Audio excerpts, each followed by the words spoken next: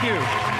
Hello. Hello, everyone. Hello. Or as we say in South Africa, hello.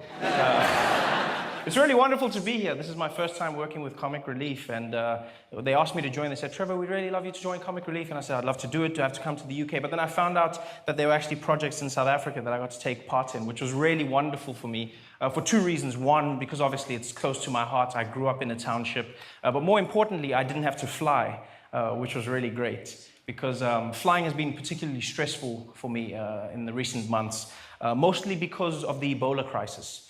As a South African traveler, flying anywhere in the world has been extremely stressful because there's been extra stringent measures that have been placed on us. You know, flying into America particularly has been the worst. You go through different lines, there's extra checks, you know, especially if you come from what they consider a high-risk Ebola region, which is apparently the whole continent. We're all coughing on each other in one big hut. I don't really blame them, because look, the truth is most Americans don't know much about South Africa. So, well, they don't know much about Africa as a whole. Most of them don't know much about anything, but still, like, it's just weird, because you would land in America and the questions they would ask you at the border control would be so interesting. Like, you'd get there and the man would look at me. As soon as he'd see I was from South Africa, he'd be like, "Sir, South Africa, have you been in contact with Ebola?" Like, my answer would be, yes. Next stop, Disney World. Would I really still be traveling had I been in contact with one of the most deadly diseases on the planet? Is that, what type of person do you think, oh, I've paid for that trip, I'm going, even if it kills everybody? Like, why would I do something like that? And the way they would ask it as well made it sound like Ebola was a distant relative of mine, like a cousin, or have you been in contact with Ebola? You know, yeah, I spoke to him last week. He's doing well, thanks for asking, eh? Such a strange world. It was honestly one of the worst trips I ever took. Because what happened is we flew in. So I was flying to Los Angeles, and because of that, we had to stop over in Atlanta and change planes. And when we got off our plane, we went off and we got into another plane. And when we did, they made an announcement as we got onto the plane. They told the other passengers that we were from a South African plane. And so they were going to be spraying the cabin for their safety. But they said this as we walked on. The air hostess came on and she was like, "Ladies and gentlemen, please note we've got some passengers joining us from a South African flight, and due to the Ebola crisis right now, we're just going to spray the cabin. It shouldn't be too harmful. You can cover your eyes and nose if you think it'll harm you, but it should be okay, and we'll be on our way shortly. Thank you very much." We walk on to that. That's our introduction. As we walk on the plane, us walking down the hello. It was like a scene from Forrest Gump. Everyone was like, "Can't sit here, can't sit here." Just like all of us. It was honestly one of the worst flights I've ever taken in my life. It was so tense. I coughed once. The plane shook. There's one guy who couldn't even hold it. I couldn't hold it any longer, and he couldn't hold it because I was like, and he was like, "Ebola! Ebola!" I was like, calm down. It's just AIDS, calm down. You're safe for now. Just the stress. Everybody. We landed, finally, in Los Angeles, but still we weren't allowed to disembark.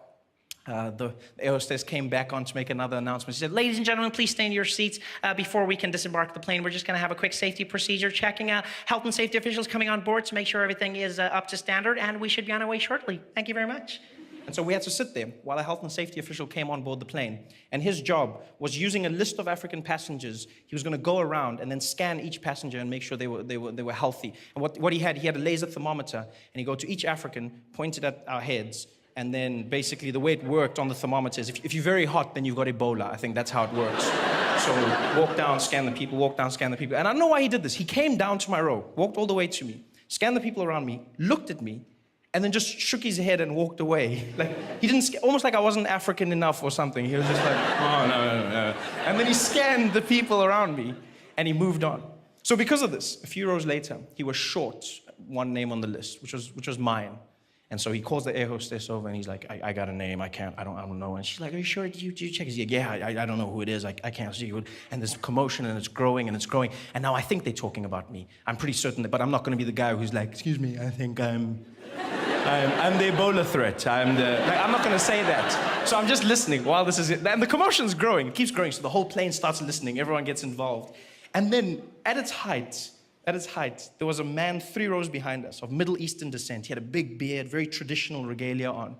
And I'll never forget this. He leaned into the middle of their conversation with no hint of irony whatsoever. He just leaned in and he was like, excuse me, pardon me. You probably want to check that gentleman over there. That guy, something suspicious about him, I notice.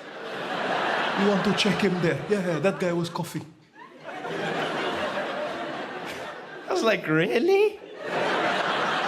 Et tu, Ahmed?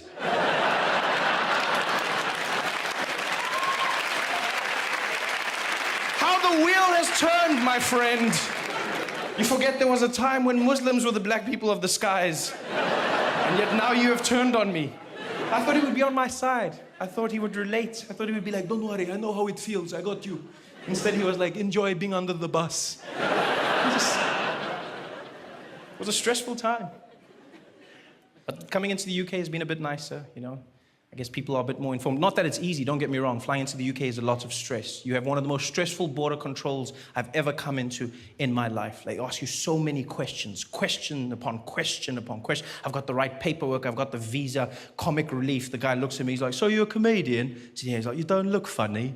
I just woke up and what does that even mean? And he kept on asking me the questions, and at one point I stopped and I said, look man, I've given you the paperwork. I've told you why I'm here. Why don't you believe me? And he said, well, look, the truth is, we can't just believe everybody that comes into the UK. We can't just believe that you're going to do what you say you're here to do. That doesn't make sense. You might do something totally different. And I was like, yeah, fair enough. That makes sense. I just wish as Africans we'd thought of that when the British arrived. Could have served us well. Yeah. Hey, buddy. What is that flag for? Oh, we're just going to wave it in your country. Come on in. You guys have been fantastic. Thanks so much for having me. Have a great night.